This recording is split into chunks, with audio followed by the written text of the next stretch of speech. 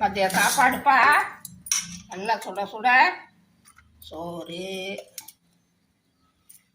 சுட சுட சோறு. பெரிய கரண்டி எடுக்கல, இன்னைக்கு சின்ன கரண்டி எடுக்கல. சுட சுட சோறு, வடை. என்ன வடை? மசால் வடை,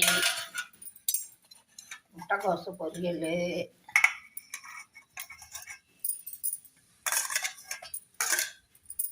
முட்டைக்கோசு பொரியல்,